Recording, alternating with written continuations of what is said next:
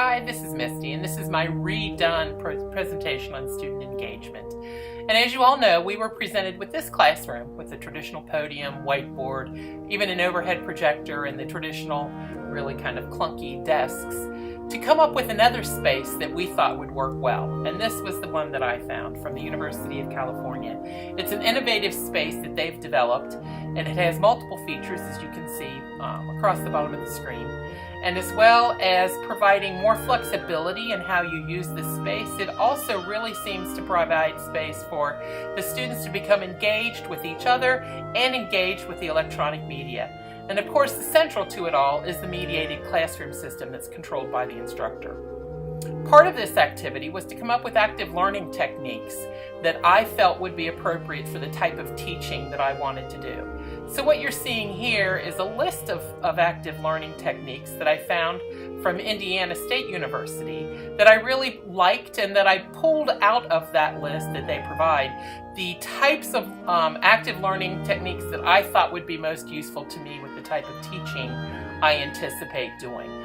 These are really very interesting techniques, and I think they're going to be great to use.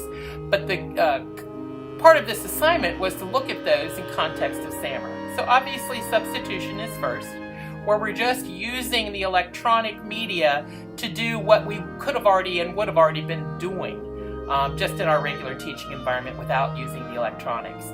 Augmentation begins to add to what we were using a little bit. There are a couple of examples of that I foresee for myself in the future. Ways to augment traditional teaching methods using some of the electronic techniques.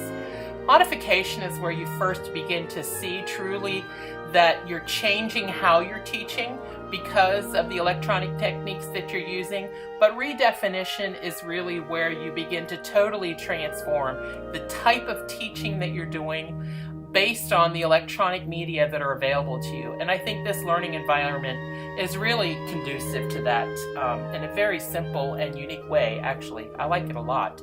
So really, just to overview, this is the space that we were originally looking at in the traditional space, and this is what I see as a much preferable learning space for students where they can engage in small groups and utilize the materials available. I urge you to take a look at the references that I have and to utilize those because I thought it was really very good information. Thank you all. I hope you enjoyed the presentation.